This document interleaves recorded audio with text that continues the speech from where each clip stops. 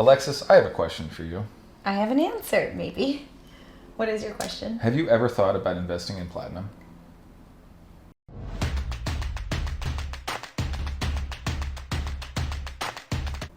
No. No. I actually never have. Only because I feel like my primary interest is gold, and in as much as I invest in silver, it's only because it is supposed to be like a corollary to gold. Platinum, I don't know how it trades. I don't know that much about platinum, I'll be honest. Well, let's talk about platinum. All right. I'm going to tell you all about the ins and outs that I know of for investing in platinum, why to invest in it, why I've invested in some, and what the limitations are. Sound good? Yes, let's go. All right. So my journey in precious metal stacking actually began with platinum, and I'll tell you what happened. Back in 2013, I had thought, wow, palladium is kind of cheap. This is back when palladium is at $500 an ounce.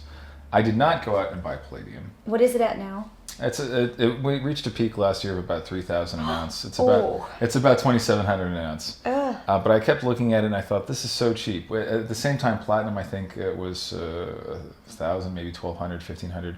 And I thought, there's an arbitrage opportunity here because platinum and palladium are used for many of the same purposes, and they should be about similarly valued at most times. I know there are some technical distinctions why they can't be, but overall, this is an arbitrage opportunity. But I never pulled the trigger on that. It's one of those ones that got away from me. Once every 20 years or so, I have a good idea, and that was a good one, and it escaped. So sad. Hopefully soon here, another 20 years have gone by, and I'll have another good one. Well, I mean, wouldn't the arbitrage be reversed now? Isn't palladium expensive and platinum a lot cheaper? That's it exactly. So let's talk about why to consider the platinum group metals, which palladium and platinum are both a part of. In general sense, they're both used for a lot of industrial purposes. The chief industrial purpose both are used for is catalytic converters. The platinum is used for diesel catalytic converters, and the palladium is used for gasoline engine catalytic converters. Is that like a customary thing? Just traditionally, that's how they've done it? Or is there a reason? I don't know the exact engineering specifications, but I do know that when you have the production lines for catalytic converters, it's a very complicated process. You have to melt the metal down, spread it over this very fine honeycomb. My certainty is, hearing from experts in the field, you can't replace one with the other without totally retooling your assembly line, and I think there's a cost to that. Right. And on top of that, the amount of platinum you're using per car or palladium you're using per car, vehicle, whatever you're manufacturing, it's small enough so that it doesn't make a huge difference unless the prices get really, really different. Then maybe you might retool your factory to use one metal or the other. But then, what if the prices immediately go back down? It can be a whole mess. Yeah. So, but anyway, they have a lot of industrial use, right? They have some jewelry use, especially platinum does. So there's that. But those are the two main applications, right? You can also use both of them to alloy with certain elements for different other industrial purposes, but those are much more minor. In terms of supply side, the two chief countries that supply palladium and platinum are Russia and South Africa. Both of those, Russia's not terribly friendly with the West at the moment, and South Africa is completely unstable politically. So, there's a lot of elements there. The possibility, though, is that one or both of those countries, if they decide to at any time, can flood the world market with platinum. Right? They're mining a lot of it. They have a lot of control. Of course, you can say on the silver side, Peru and Mexico are the two chief producers of silver. Theoretically, they could flood the world with silver if they really wanted to. But it wouldn't be in their best interest, either of these producers. Yeah, probably because not. Then you lose the value is gone if you flood the supply, right? Right. If you flood the market with supply. So is that a realistic concern? Anything can happen. I don't know. Okay. I'm just curious. I mean, if we're talking about investment risks, it's great to sit down and list out and think about all the risks and the relative probabilities.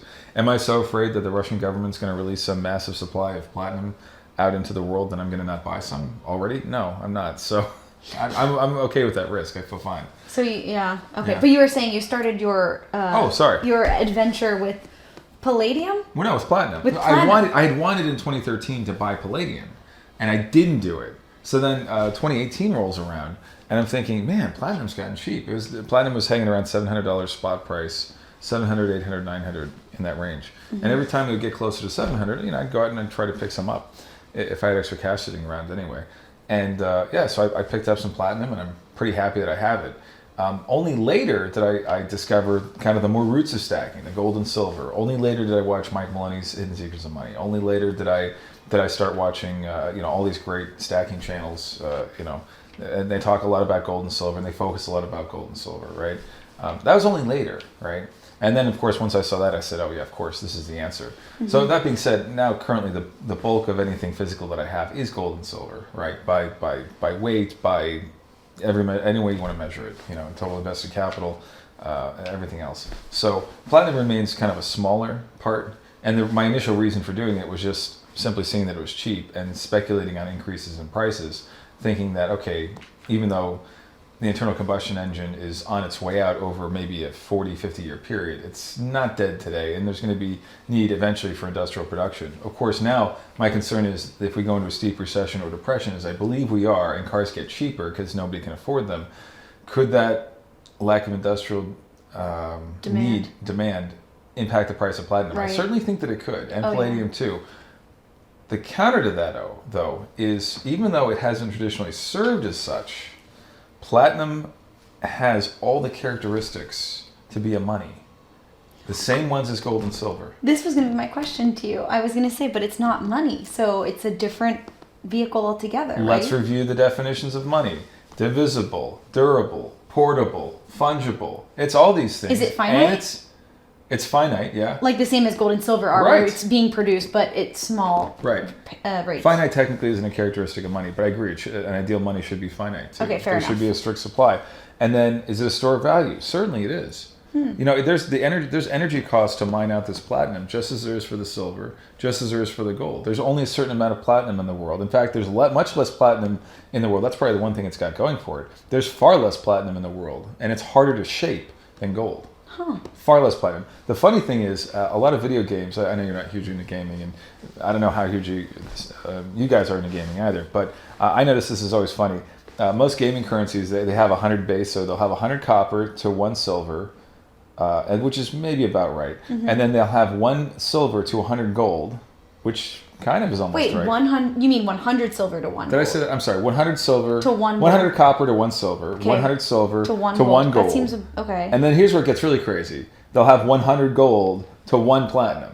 Which is weird. And what's interesting? Growing up, I remember I always thought platinum was the most expensive because my parents, when they got married, I think at that time platinum was far more valuable than gold. Mm-hmm. And so instead of getting gold rings, they talked about how, I don't remember if they had gold rings or if they just talked about how platinum was better than gold. So I think they had platinum, and that was because they had told me it's like the best metal. That's what you want your wedding ring to be. Isn't that interesting? But this was a long time ago when platinum probably was more expensive than gold. There have been periods of time over the last several decades where platinum was higher than gold. We'll throw up a chart actually, but I don't know if it's been more commonly more valued than gold. I think maybe it has, but not so much that it's a huge differential. Certainly not 1 to 100. If anything, platinum has mostly only been maybe twice the price of gold. Yeah, that's or really maybe 50% or 20% higher. So I'm just speculating here that the reason why platinum is not considered a money is because it has a lot of industrial uses, but I don't think that would be the reason because as I'm thinking about silver is right. Silver is, and in fact, I think the industrial need for silver will probably grow when platinum or palladium goes down because instead of having combustion engines over time, silver is what they use, right, for solar a lot of power, electronics, and cars. Electric cars. Sure. Yeah. If the industrial use were to be a drawback for it to become, a form of money, then if anything, it would seem that maybe that would shift in its favor over time. But I think the history behind gold and silver is probably what keeps them considered money more than anything else, right? Yeah. And well, let's talk about that history. Platinum, I'd have to double check the date, but it wasn't discovered until the late 1800s. We've known about gold and silver since time immemorial, right? That's part of the reason there's such a long history behind them. Also, at least in the United States, platinum wasn't widely available, not until very recently for investment purposes, for retail investment. And in the 1970s, it was, I think, just coming on to starting to be used for a couple of purposes, but its use case wasn't as clearly defined. It wasn't as sought after or mined. There wasn't a clear need for it. I think catalytic converters came a little bit later on. I'd have to double check my history there, but I think late 70s, 80s, 90s, that's when catalytic converters became more of a thing. Before that, I don't think most cars had catalytic converters, and therefore there's not as much need for platinum and palladium. And also, mining technology at the time wasn't as good as it became later to get platinum and palladium at economically viable costs and prices.